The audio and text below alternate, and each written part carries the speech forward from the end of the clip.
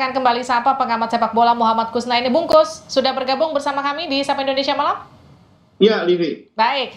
Nah, setelah hasil kemarin Indonesia kalah lawan Tiongkok 1-2 begitu. Bagaimana peluang timnas kita lolos ke Piala Dunia, Bungkus? Oh, kalau soal peluang ke Piala Dunia, saya pikir kita masih punya peluang ya. Jadi tidak perlu berkecil hati dari kekalahan kemarin. Kita masih punya 6 pertandingan, dan di antara 6 pertandingan itu beberapa di antaranya dimainkan di kandang Indonesia. Termasuk 2 pertandingan berikutnya ya, melawan Jepang dan Arab Saudi, yang secara beruntun bulan November akan digelar di Indonesia. Saya pikir sekarang kuncinya adalah mempertahankan hasil-hasil positif di pertandingan kandang nanti. Sedapat mungkin kita harus bisa memaksimalkan 5 pertandingan kandang itu dengan minimal meraih 2 kemenangan di antaranya. Dari awal kan kita sudah cukup kuat untuk bermain imbang ya. Apa yang membuat kemarin kita takluk lawan Tiongkok, Bungkus, menurut Anda?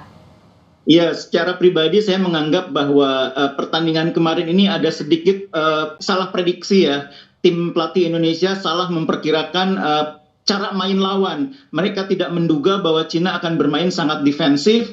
Mereka akan membiarkan pemain-pemain Indonesia leluasa menguasai bola, tapi kemudian memasang garis pertahanan yang sangat rendah, yang sangat rapat, yang membuat kita akhirnya bingung bagaimana cara menembus pertahanan lawan. Ditambah faktor kedua adalah perubahan susunan pemain yang menurut saya terlalu berani dilakukan oleh Coach Sintayong. Terlalu banyak perubahan susunan pemain dan mungkin tidak memperkirakan kemungkinan bahwa lawan juga akan melakukan perubahan taktik yang sangat defensif. Dan perubahan taktik yang dilakukan oleh Indonesia, termasuk perubahan pemain dengan tidak memasukkan Tom Hai, itu sangat mengganggu permainan Indonesia. Baik, itu yang kemudian juga sempat ramai di media sosial yang kemudian mempertanyakan soal line up yang dipasang oleh Coach Sintayong. Jadi menurut Anda ini sebegitu dominankah untuk kemudian membuat Indonesia kemarin takluk lawan Tiongkok? Iya, jadi ketika Tiongkok bermain dengan sangat defensif, kita memiliki penguasaan bola yang sangat tinggi. Bahkan di babak pertama itu mungkin sekitar 75%. Tapi kita tidak memiliki pemain yang punya kemampuan menjadi pengatur serangan, pemain kreatif yang bisa menciptakan berbagai variasi serangan. Karena pemain yang ada di lapangan, entah itu Ivar Jenner, Nathan Choaon, Sen Patinama, dan lain-lain yang dimasukkan, itu karakternya bukan seorang pengatur serangan, bukan seorang playmaker. Baru keadaan agak berubah sesudah Tom Hai dimasukkan di babak kedua, permainan Indonesia lebih bervariasi, serangan-serangan kita juga lebih bervariasi, dan akhirnya bisa menghasilkan 1 gol. Jadi memang itu tadi yang saya bilang, kita mungkin tidak menduga cara main China ini atau Tiongkok ini akan sangat defensif, sehingga susunan pemain yang diturunkan di babak pertama tidak menunjang strategi yang disiapkan oleh pelatih. Bungkus, selanjutnya kan kita punya PR untuk berhadapan dengan Jepang ya. Ini kan Jepang secara hitung-hitungan di atas kertas jauh di atas Tiongkok. Bagaimana kemudian nanti strategi yang harus disiapkan oleh Sintayong untuk menghadapi Jepang? Ya, yang pertama saya berharap jajaran pelatih sekarang sudah mulai firm ya, sudah mulai fokus, tidak terlalu banyak bereksperimen soal susunan pemain, soal cara bermain, karena sekarang ini kita punya materi pemain yang seharusnya pelatih sudah tahu kemampuan mereka, tidak lagi ada beberapa eksperimen yang kemudian mengganggu permainan tim. Kemudian yang kedua, kita nanti akan bermain di kandang, saya berharap tidak dukungan penonton tidak berkurang, tetap memberikan dukungan yang maksimal kepada para pemain. Dan yang ketiga, kepada para pemain, saya berharap di pertandingan selanjutnya kita bisa lebih baik lagi dalam fokus terhadap permainan ya. Kemarin ketika di pertandingan lawan Tiongkok, gol pertama Indonesia lahir juga akibat sedikit kurang fokusnya para pemain. Mudah-mudahan soal fokus ini tidak lagi menjadi persoalan yang kemudian merugikan permainan kita.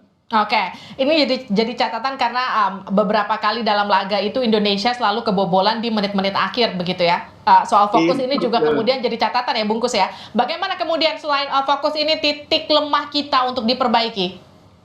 Ya, kalau menghadapi Jepang, mungkin kita akan sedikit dalam tanda petik diuntungkan, karena kita akan menghadapi situasi yang sama dengan 3 pertandingan sebelumnya, di mana penguasaan bola dikuasai oleh lawan, kita akan menerapkan strategi defense counter ya, jadi bertahan dengan kemudian memanfaatkan serangan balik. Beda dengan ketika melawan kemarin menghadapi Tiongkok ya, di mana kita mendominasi permainan yang membuat strategi menjadi berbeda. Melawan Jepang kita pasti akan dipaksa untuk bertahan lagi, defense counter lagi. Nah, strategi itu menguntungkan karena pemain kita sudah terbiasa, dan lini depan Indonesia memang sejauh ini lebih cocok dengan strategi defense counter ketimbang mereka menguasai bola sepenuhnya. Bungkus, kalau kita bicara soal hitung-hitungan realistis nih, kita menghadapi beberapa pertandingan yang juga cukup kuat, lawan Arab, lawan Jepang, begitu. Hitung-hitungan realistis kita untuk lolos ke Piala Dunia itu berapa persen, Bungkus?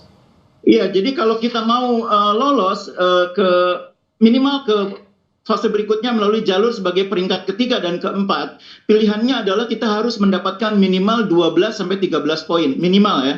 Dan itu diantaranya menurut saya harus didapatkan melalui 2 atau 3 kemenangan di kandang, sisanya hasil imbang melawan tim-tim yang relatif kuat. Kita sejauh ini baru mendapatkan 3 poin. Artinya PR kita adalah bagaimana mendapatkan tambahan minimal 9 poin, kalau perlu 10 atau 11 poin.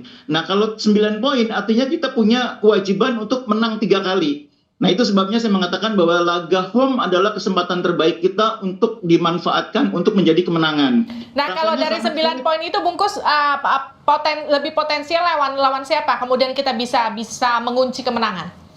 Iya, menghadapi Bahrain di kandang sendiri, kemudian menghadapi China di kandang sendiri, itu harus kita menangkan ya, itu 6 poin wajib. Kemudian satu kemenangan lagi mudah-mudahan bisa kita dapatkan, entah itu pada saat melawan Arab Saudi, entah itu melawan Jepang.